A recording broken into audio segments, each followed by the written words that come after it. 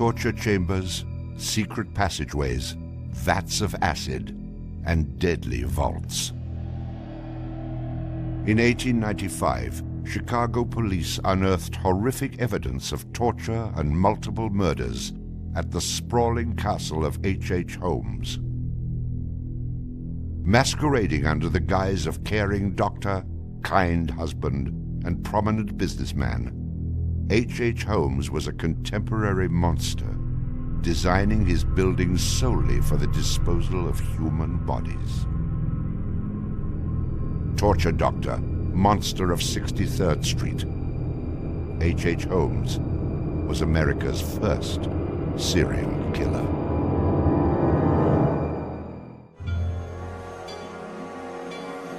Just south of Chicago, the suburb of Englewood was thriving with commerce. The train station itself had 9 leading lines of railway and over 100 trains stopping there every day.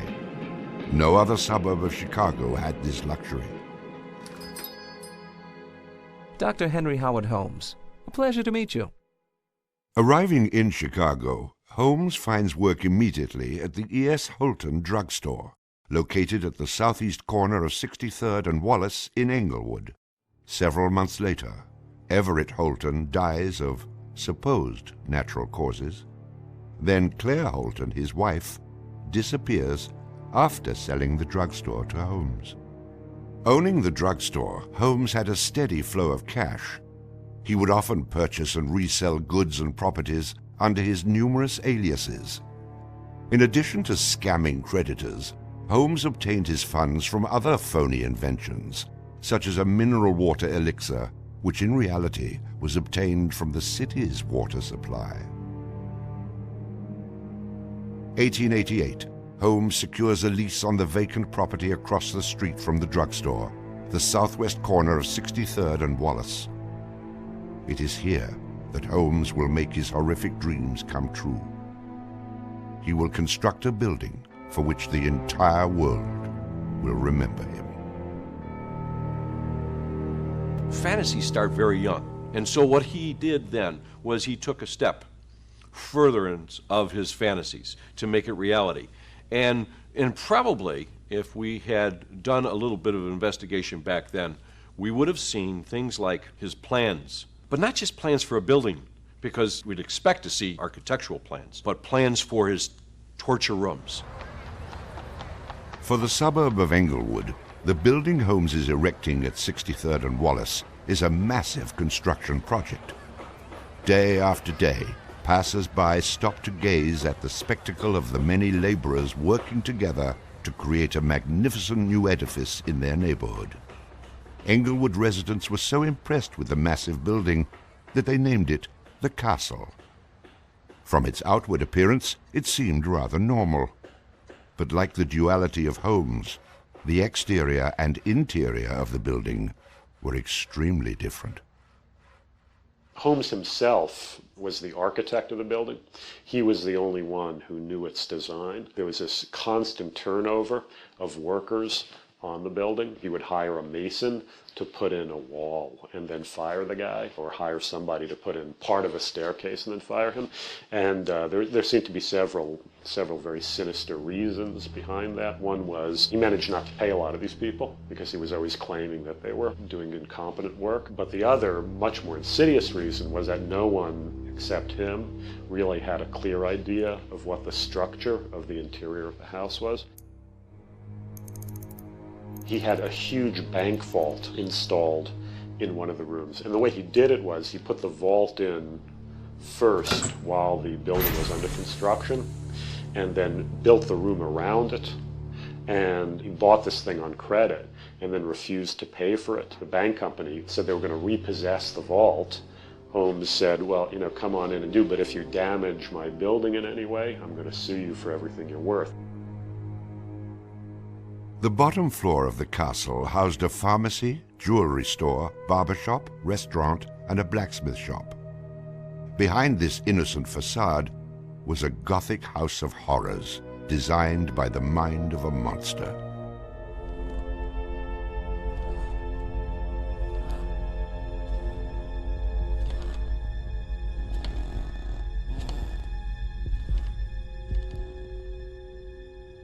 The third floor seemed innocent enough, containing rented rooms, legitimate offices, and Holmes's own bedroom.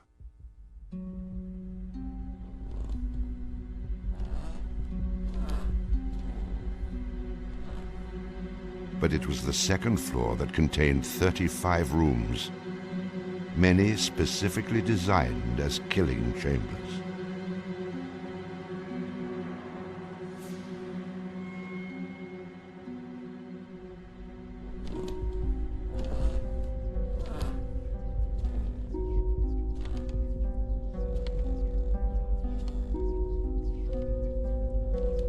Disorienting unsuspecting victims, the labyrinthian construction contained numerous staircases and doorways that led nowhere.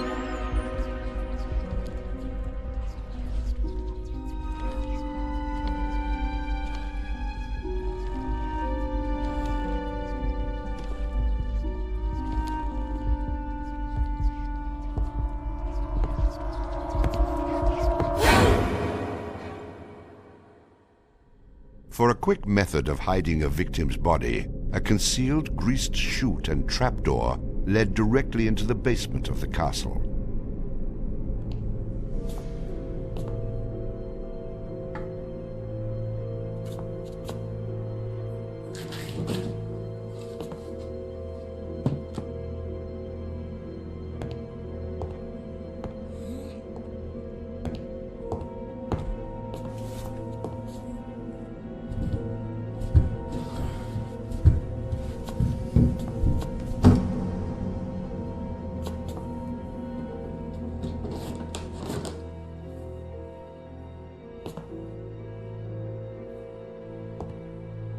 The basement held the most terrifying rooms, resembling a medieval torture dungeon. Acid vats, quicklime pits, and a crematorium disguised as a glass-bending furnace were Holmes's favorite methods of immediate body disposal.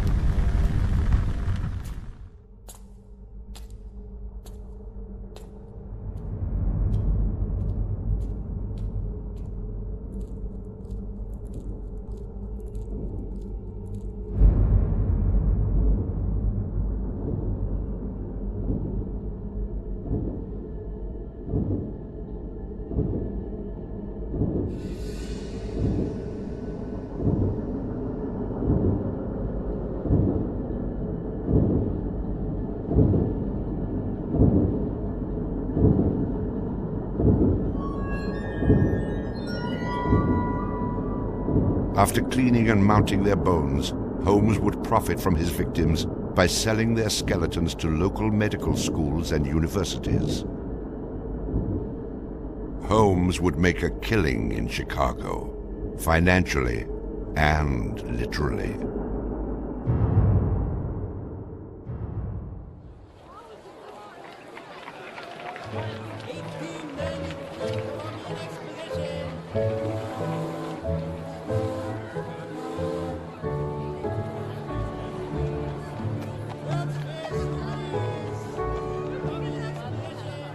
May 1st, 1893, the World's Columbian Exposition is open to the public in Chicago.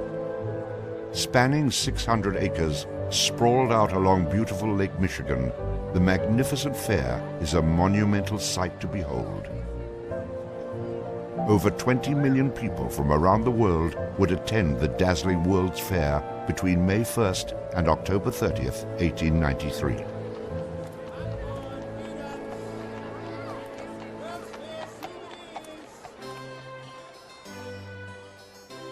Holmes utilizes the World's Fair as the perfect opportunity to capitalize on his demented design of the castle.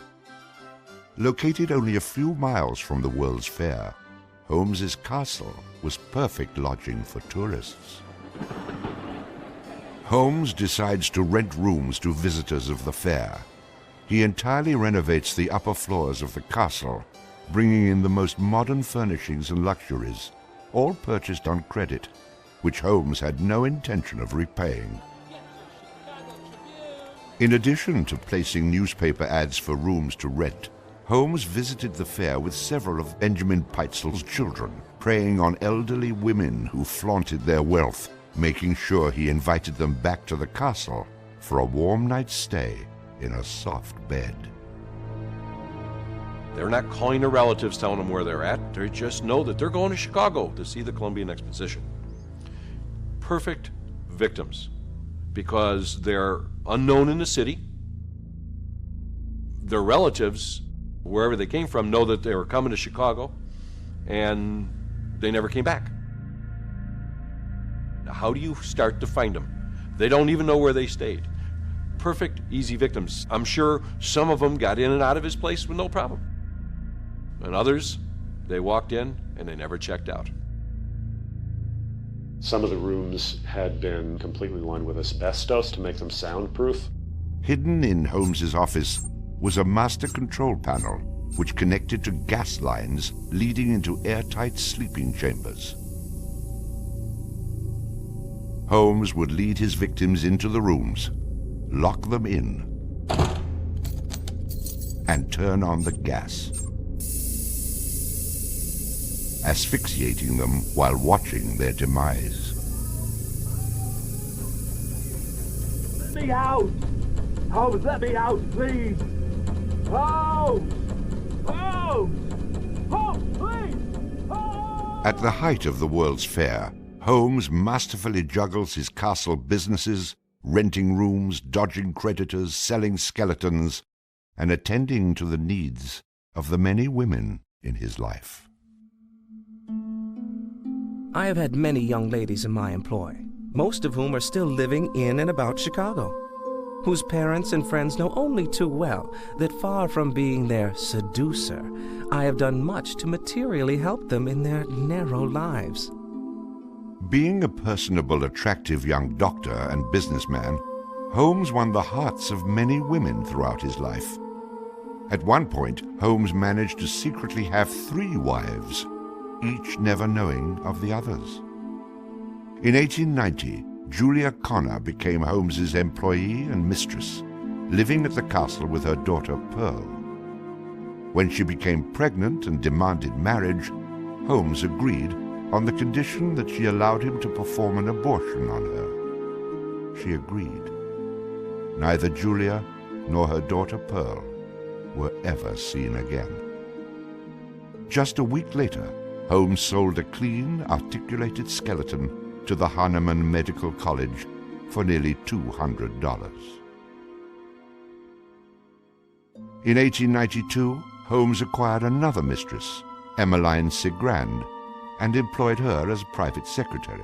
Holmes sent Emmeline into the vault to retrieve some papers and sealed it, suffocating her to death.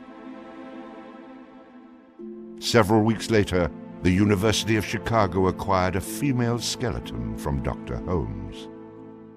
In 1893, Minnie Williams became Holmes's new private secretary and eventually his mistress. Minnie was the beneficiary of a property in Fort Worth, Texas, valued at over $40,000. Holmes murdered Minnie and her younger sister Nanny after having Minnie sign over the Fort Worth property to him. In 1894, Georgiana Yoke became Holmes's 3rd wife. He married her under the name Henry Mansfield Howard. Like his other legitimate wives, Georgiana lived out her entire life. On July 19, 1895, Chicago police enter the Holmes castle. The world would now learn of the horrors that the castle had kept secret for so very long.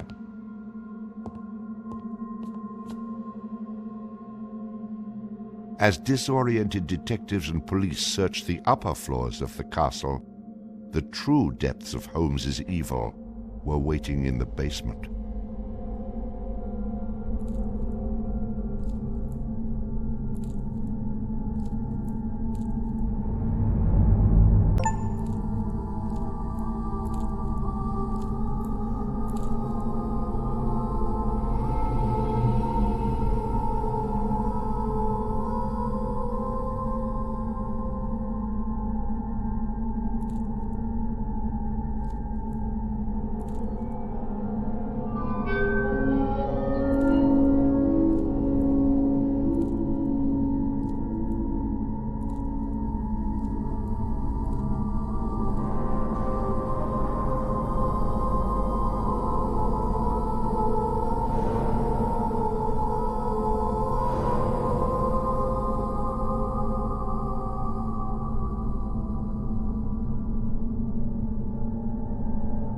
Among the death devices in the basement of the castle, investigators find piles of mixed human and animal bones, bloody women's undergarments, and a wooden dissection table saturated with dried blood.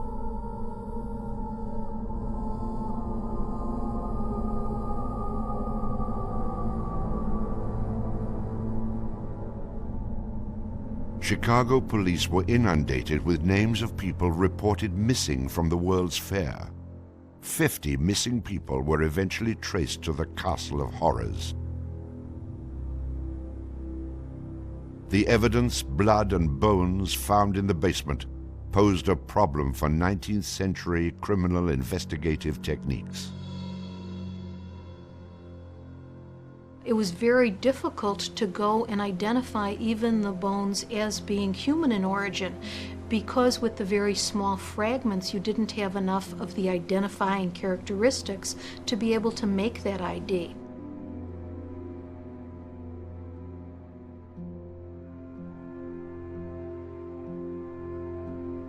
The world is now calling Holmes the monster of 63rd Street, torture doctor, and the modern Bluebeard.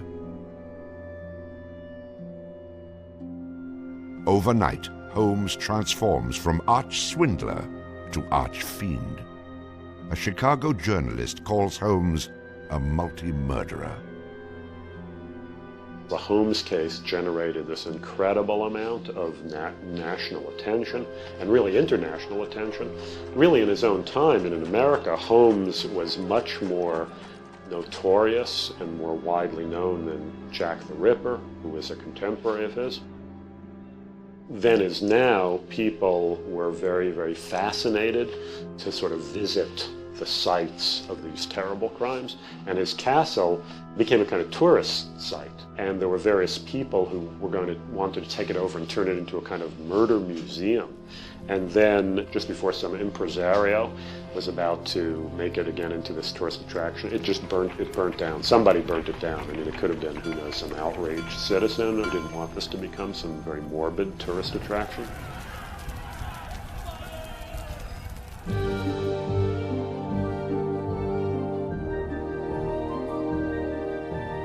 Holmes's trial was kind of the O.J. Simpson trial of the day. It just generated this huge amount of publicity. The case had become a kind of national obsession. Of course, there wasn't CNN or Court TV back then, so it couldn't be covered quite as relentlessly, but it was covered very, very extensively. There were true crime books and pamphlets and all kinds of stuff. And Holmes himself had become a sort of folk figure almost, you know, the sort of national boogeyman.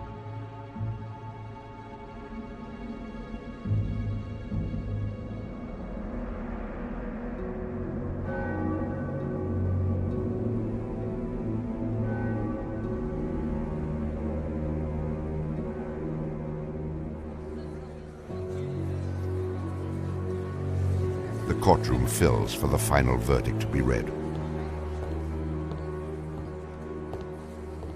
Holmes becomes extremely nervous when not one of the jury members looks at him. In his entire criminal career, this is the moment Holmes never believed would occur.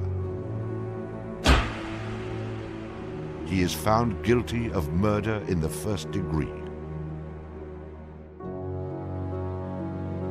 Herman Webster Mudgett, alias H.H. Holmes, would be hanged on May 7th, 1896.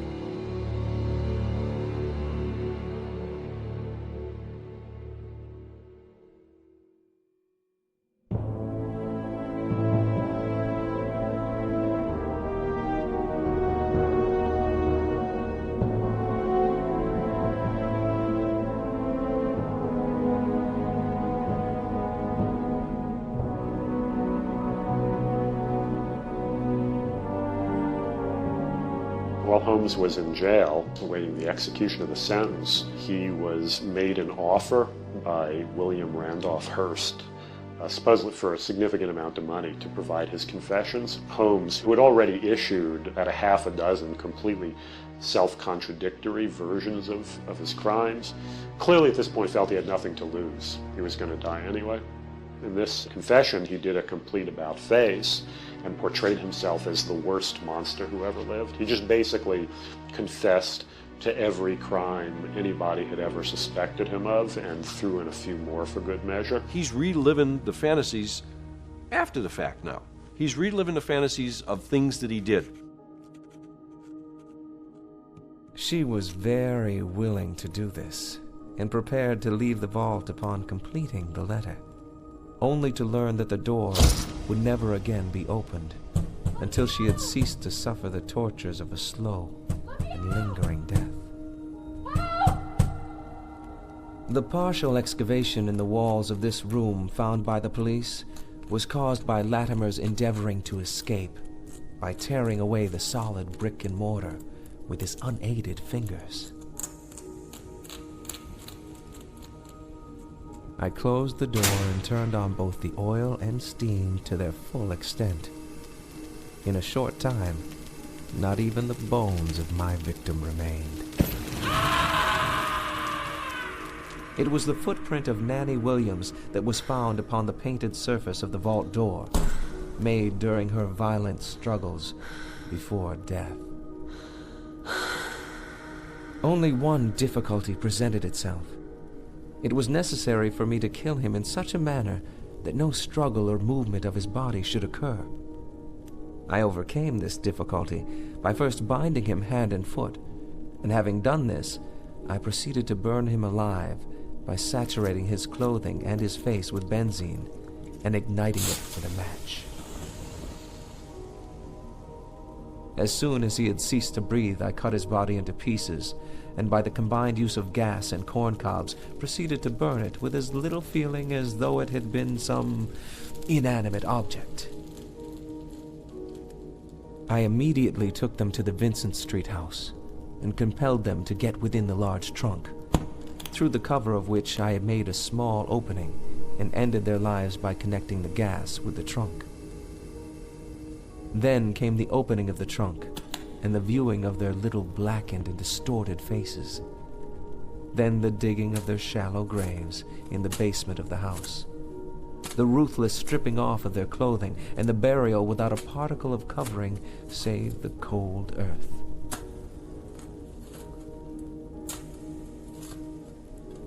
I am convinced that since my imprisonment, I have changed woefully and gruesomely from what I was formerly in feature and figure.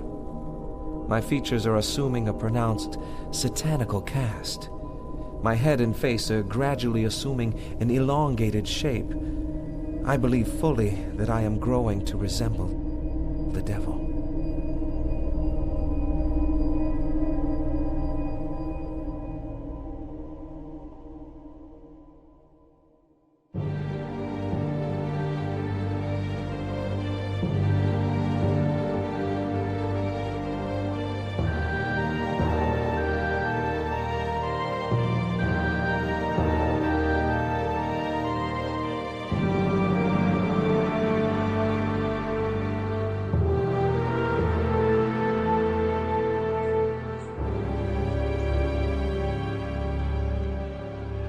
On the gallows, just before he died, he recanted.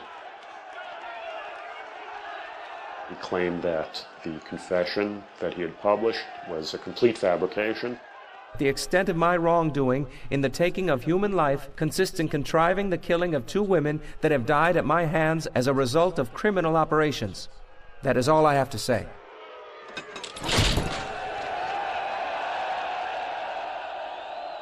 H. Holmes is hanged on Thursday, May 7th, 1896, just 9 days before his 35th birthday.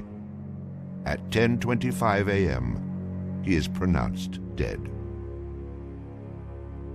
He was very concerned that after his execution, his body would be dug up either by medical men seeking to dissect his brain and find out what made him tick, or just ghoulish sort of, souvenir hunters. And he requested that he be buried within a big slab of concrete, which he actually was. One of the things about Holmes is that nobody knows for sure how many people he actually killed. Although in my researches, which were pretty, I feel, thorough and extensive, it seemed very clear to me that he murdered at least 9 people. There have been stories that he killed 50, 100, countless people, particularly in Chicago at the height of the World's Fair.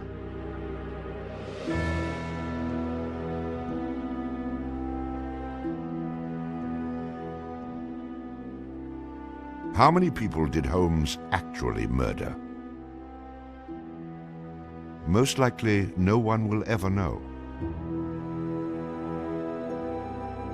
Holmes and the many other people that came in contact with him are long gone, having taken the answers with them to their graves. I was born with the devil in me. I could not help the fact that I was a murderer no more than the poet can help the inspiration to sing. I was born with the evil one standing as my sponsor beside the bed where I was ushered into the world. And he has been with me since.